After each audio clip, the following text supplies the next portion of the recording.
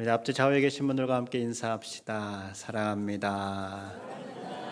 축복합니다. 네. 안 추우시죠? 네. 오늘이 대설이라는데요. 네. 큰 눈이 내리는 날이라는데 전혀 춥지 않아서 겨울이 어떨까 고민인데, 그래도 겨울이니까 감기에 걸리지 않도록 유의하시기를 바랍니다. 오늘은 우리는 예수님의 오심을 기다리는 대림절 두 번째 주일을 맞이했습니다. 여러분이 보시는 것처럼 또 하나의 초가 불을 밝혔습니다. 초가 더 하나 밝혀졌다라는 것은 예수님의 오심이 그만큼 가까워지고 있다라는 것을 우리에게 보여주는 것이죠. 오늘도 하나님께서 더더욱 가까워지는 예수님의 주님 재림 앞에 오늘 우리에게 들려주시고자 하시는 말씀이 무엇인지 우리가 귀 기울여 들을 수 있기를 원합니다. 시오노 나나미라는 작가가 15권이라는 아주 방대한 양의 글을 썼어요. 그래서 베스트셀러가 된 책이 있는데 바로 로마인 이야기라는 책입니다. 이 로마인 이야기라는 책은 아주 작은 동네였던 그 로마라는 곳에서 어떻게 천년의 역사를 자랑하는 대제국이 되었는지를 아주 재미있고 흥미롭게 분석하면서 써놓은 책이에요. 로마가 그 큰 대제국을 이루고 자기가 지배하는 많은 나라들을 어떻게 잘 통치할 수 있었을까? 이제 그런 부분들을 역사적 고증을 통하여서, 자료를 통하여서 잘 분석해 놓고 있는데요. 그런 다양한 기간 동안에 다양한 오랜 기간의 지배를 표현하기 위해서 팍스 로마나라는 그러한 단어가 생겨나기도 했습니다. 팍스 로마나라는 말은 로마의 평화라는 뜻이에요. 천년의 기간 동안 로마가 다스리는 평화의 기간을 말하는데, 그 중에서도 아주 황금기, 모두가 다 행복하게 지냈던 시기, 한 200년의 시기를 특별히 팍스 로마나, 로마의 평화라고 하는데요. 이 로마가 자신들의 이 통치와 평화를 유지하기 위해서 지배민족들에게 한 가지 시행한 방편이 있었습니다. 그것은 황제를 숭배하도록 한 거예요. 황제를 이때 당시에는 신의 아들로 로마는 생각을 했기 때문에 황제를 닮은 동상들을 만들어 놓고 그 동상 앞에 이제 경배하도록, 숭배하도록 만든 것이죠. 이런 황제 숭배를 통하여서 로마는 다양한 지배 세력들을 평화롭게 잘 지배하며 다스릴 수 있었습니다. 이 황제 숭배로 로마가 지배하는 곳곳에 평화가 자리 잡았지만, 이와 반대로 평화롭지 못한 사람들이 있었습니다. 누구였을까요? 바로 로마의 그리스도인들입니다. 그리스도인들에게 중요한 것은 유일하신 여호와 하나님에 대한 신앙이지요. 우리가 알고 있는 십계명에 하나님은 하나님 외에 다른 형상에게 절하거나 섬기지 말라라고 말씀하고 있잖아요. 로마는 그러한 그리스도인들을 향하여서도 황제를 숭배하도록 강요하고 있는 것이죠. 이에 대한 겁으로 그리스도인들은 평화로운 시대와 박해와 탄압을 받는 그러한 상황에 처하게 되었습니다. 처럼 일반 역사에서는 팍스 로마나, 로마의 평화라고 하면서 200년도 넘는 천년의 기간 동안 모두가 평화로운 시간을 보내고 있었지만, 그러나 그리스도인들에게는 결코 평화로운 시기가 아닌 위기였다라는 겁니다. 겉으로는 평화였지만 로마의 그리스도인들에게는 위기였던 것처럼, 오늘 우리가 살아가는 이 시대를 바라볼 때, 이 세상을 바라볼 때 아무 문제 없고 아무 걱정 없다라고 우리가 바라보고 이해할 수 있지만, 그러나 그리스도인들에게는 위기가 될 수 있는 게 있습니다. 여러 위기가 있겠지만 교회를 향한 한국 사회의 적대감과 또 무신론적 세계관, 그래서 다음 세대들의 갈수록 줄어드는 것, 이것이 우리에게 위기라고 말할 수 있습니다. 초등학교 교사를 맡고 있는 어느 교회 권사님의 이야기입니다. 요즘 학교 현장에서는 교회에 대한 적대감으로 학생이나 교사가 교회에 다니는 것을 잘 드러내지 못하는 그러한 분위기라고 합니다. 그러던 어느 날 이 권사님이 자기가 맡고 있는 반 학생들에게 이렇게 질문을 했대요. 교회에 다니는 친구들 손 한번 들어보세요 라고 하니까 그 반에서 딱 2명만 손을 들더라는 거예요.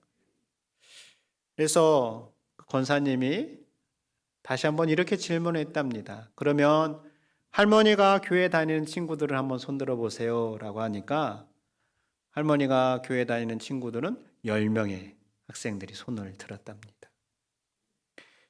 그러니까 할머니 세대가 교회 다니는 가정은 10명인데 손주 세대가 교회에 다니는 가정은 2가정뿐이라는 것이죠.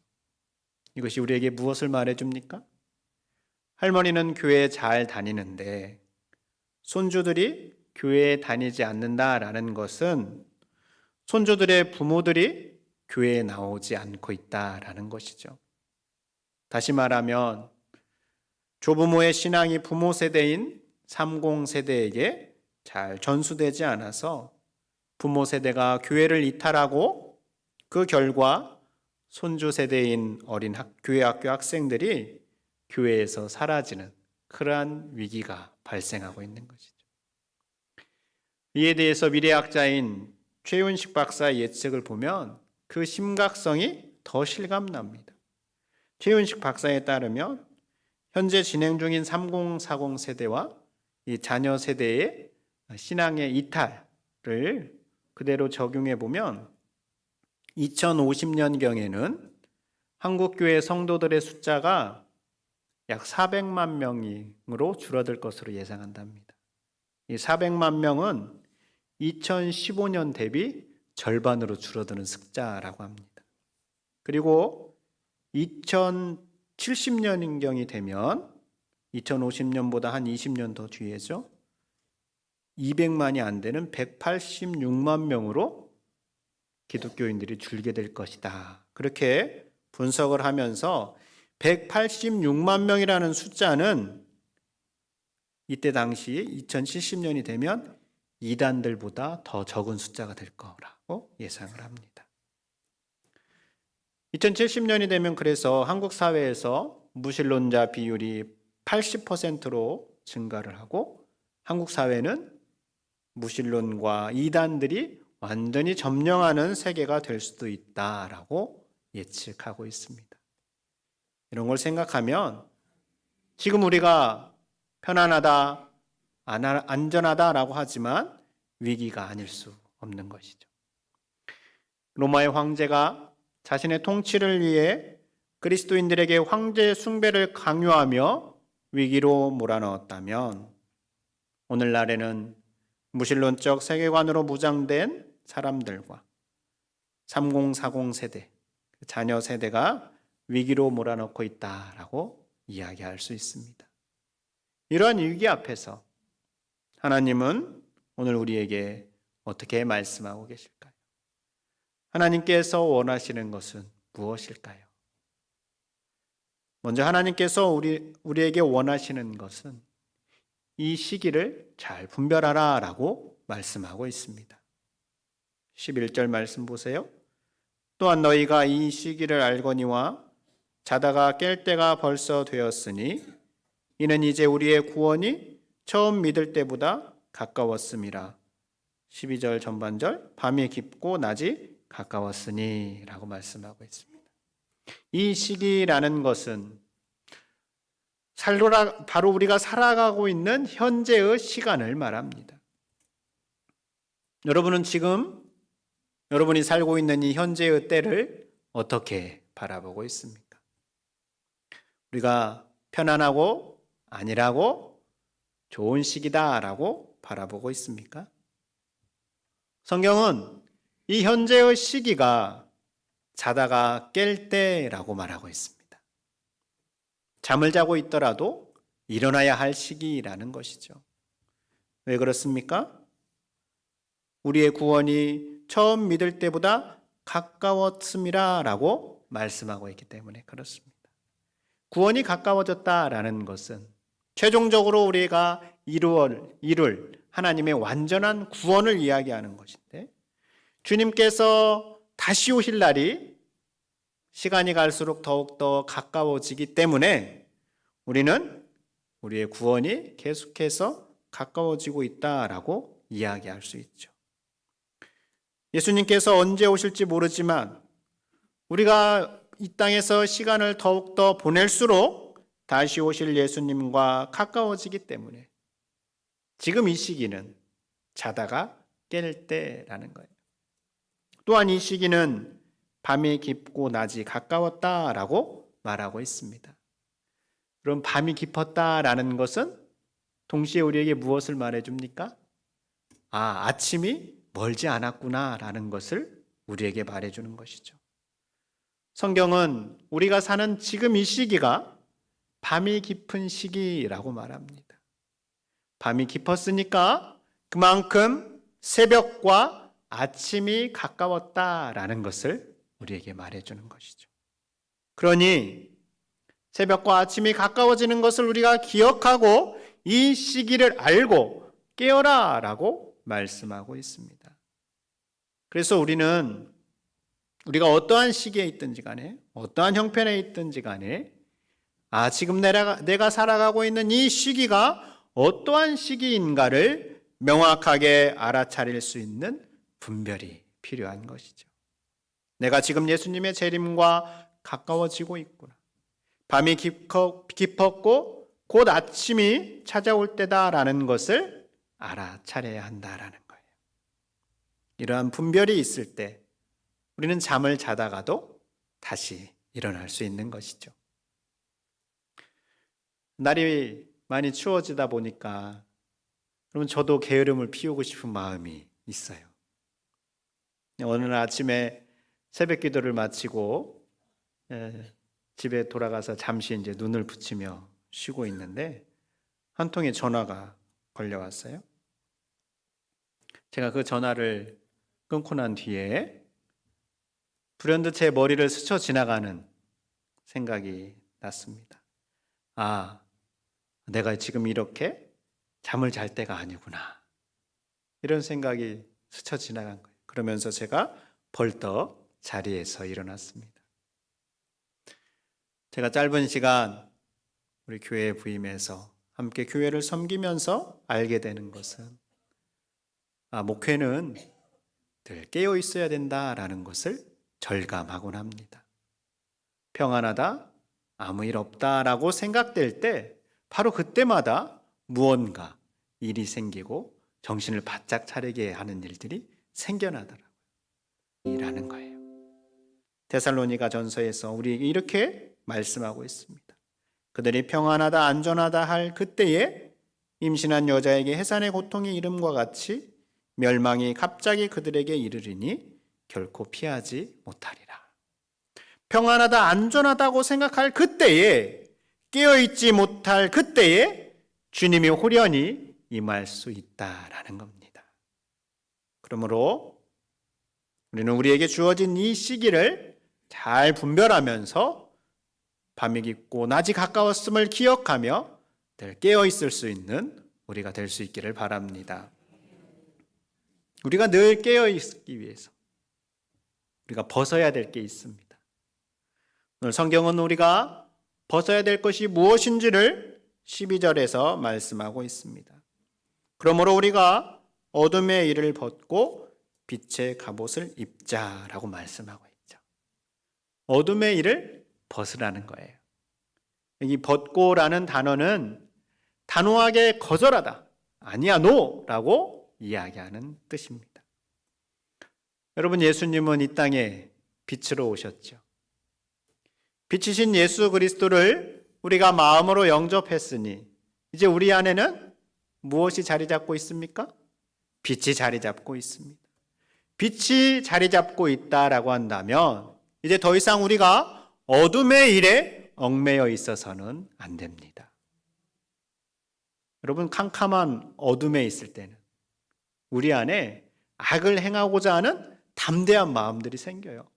캄캄하고 보이지 않으니까, 보는 사람도 없으니까 내가 뭐 이런 거 해도 괜찮겠지라는 그러한 마음들이 생기는 것이죠.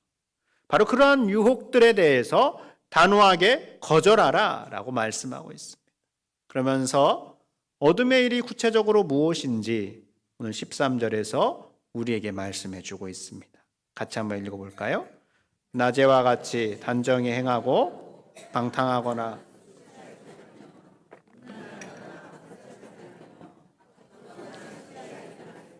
아멘. 방탕, 술 취함, 음란, 호색, 다툼, 시기, 이러한 일들이 어둠의 일이다라고 말씀하고 있습니다. 그럼 방탕이라는 것은 무질서함이에요. 그러니까 내 몸이 원하는 대로 그냥 막 살아가는 거예요. 육체의 소욕을 따라 살아가는 거죠. 술 취함은 우리가 아는 대로 술에 취하는 거예요. 이때 당시에 이 지역에 살고 있었던 그리스인들은 어른들도 술을 많이 마셨는데 심지어 어린아이들도 술을 많이 마셨다고 그래요. 그래서 어른으로부터 어린아이에 이르기까지 술에 취한 그런 사람들이 참 많이 있었다라고 합니다. 여러분, 술에 취하면 어떻게 됩니까? 더 이상 맑은 정신으로 살아갈 수 없죠. 맑은 정신이 아닌 경우에는 무책임한 일들이 일어나는 거고 동시에 악을 행하는 그러한 용기가 생기기도 하는 것이죠. 음란이라는 것은 쾌락을 위하여 부도덕한 삶을 살아가는 것이고 호색은 부끄러워하지 않는 삶입니다. 그러니까 내가 죄를 짓거나 잘못한 일에 대해서 적어도 정상적인 사람이라면 부끄러워해야 되는데 부끄러워하지 않는 거예요. 다툼은 글자 그대로 우리가 누군가와 싸우는 일이고 시기는 다른 사람을 미워하는 마음입니다. 이러한 모든 것들은 어둠의 일이다라고 성경이 이야기하고 있습니다. 우리에게 혹여라도 이 어둠에 해당되는 항목이 있다면 여러분 과감하게 벗어버릴 수 있기를 바랍니다. 우리가 결단할 때 하나님께서 벗어버릴 수 있도록 은혜를 베풀어 주십니다.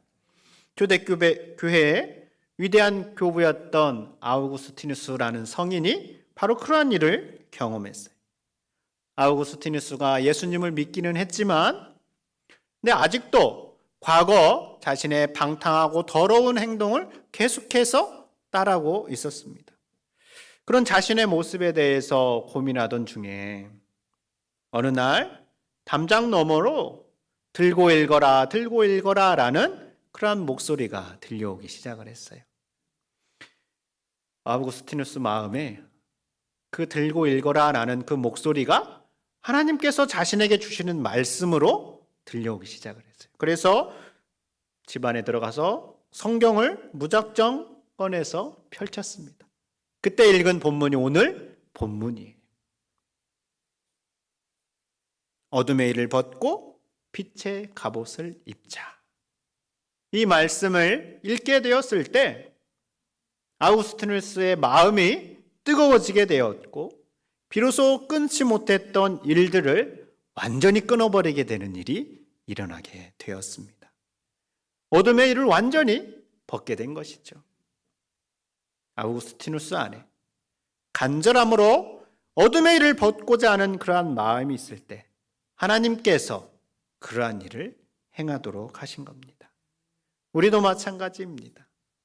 우리가 아직도 벗고 있지 못하는 어둠의 일은 무엇이 있습니까? 하나님보다 더 사랑하는 그 무엇이 있습니까? 혹은 교회 안에서조차 무리를 지어서 당을 짓고 있습니까? 혹은 그 자리에 없는 사람의 뒷담화를 하면서 분쟁을 만들고 있습니까? 아니면 아직도 누군가를 향하여 분을 내는 마음을 우리 가운데 품고 있습니까? 이 모든 것들은 어둠에 속한 일입니다. 그리고 이러한 어둠의 일에 대하여서 성경은 단호하게 거절하고 벗어버려라 라고 말씀하고 있습니다. 우리가 이 결단하며 하나님의 은혜를 구하며 어둠의 일을 벗도록 해주십시오 라고 사모할 때 하나님께서 우리 가운데 은혜를 베풀어 주시어서 우리로 하여금 어둠의 일을 벗을 수 있도록 하실 것입니다. 그런 은혜가 우리에게 있기를 원합니다.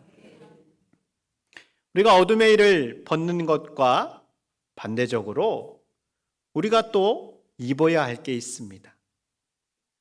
우리가 입어야 할 것 무엇일까요?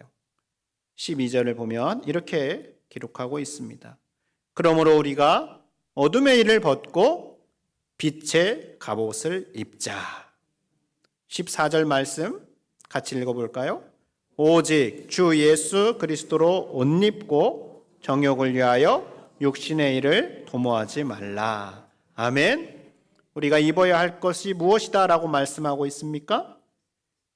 12절에서는 빛의 갑옷을 입자라고 말씀하시고 있고 14절에서는 예수 그리스도로 옷 입자라고 말씀하고 있습니다.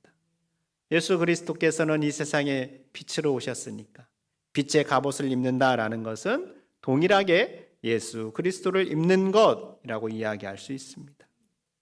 그러니까 성경은 거듭해서 오늘 우리가 예수 그리스도로 옷 입어라 라고 말씀하고 있는 거예요.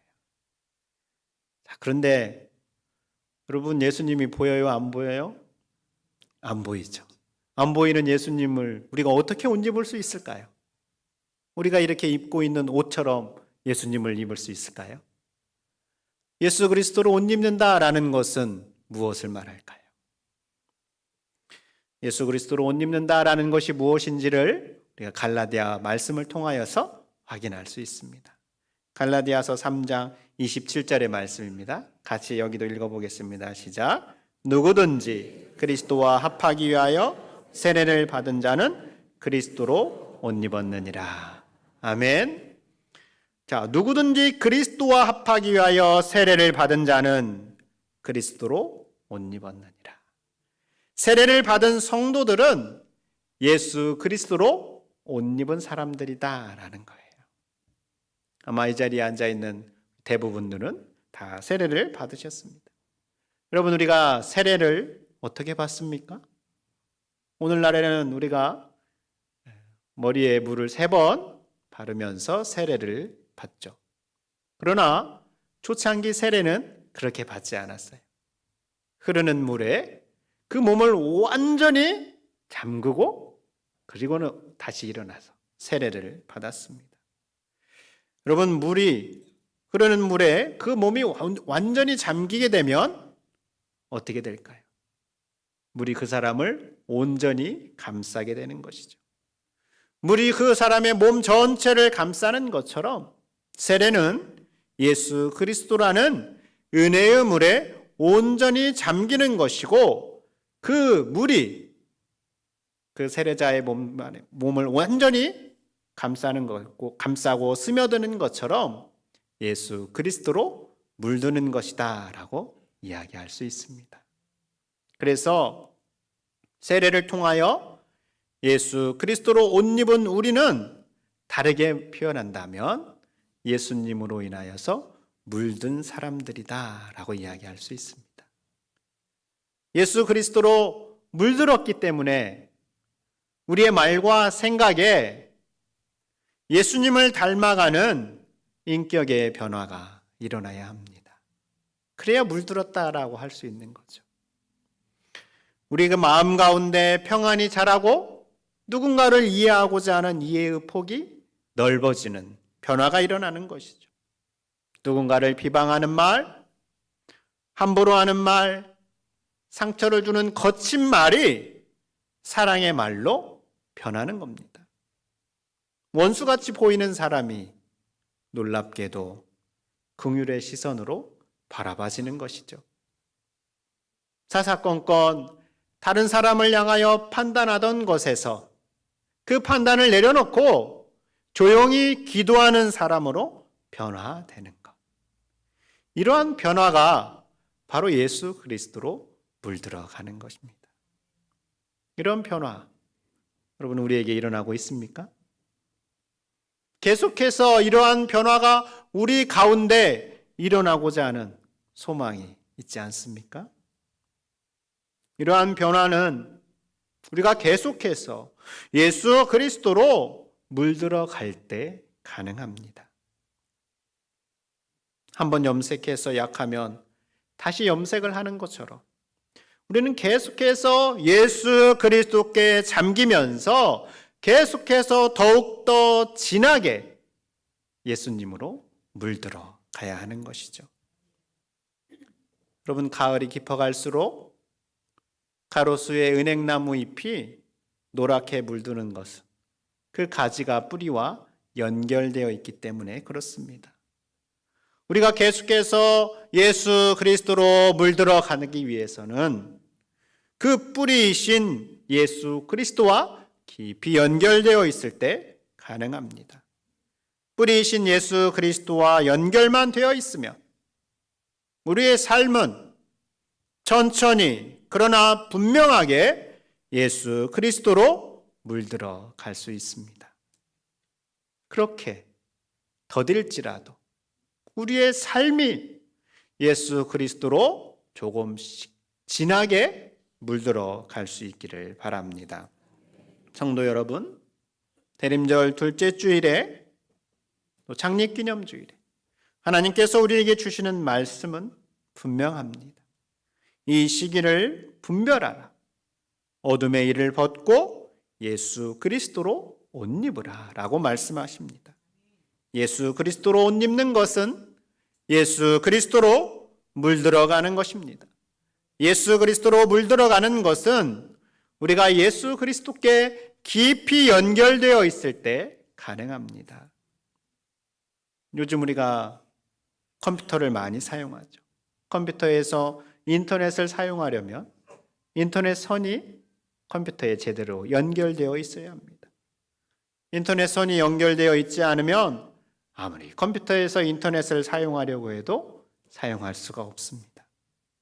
마찬가지로 우리가 예수 그리스도로 물들기 위해서는 예수님과 연결되어 있어야 합니다. 우리 교회도 마찬가지입니다.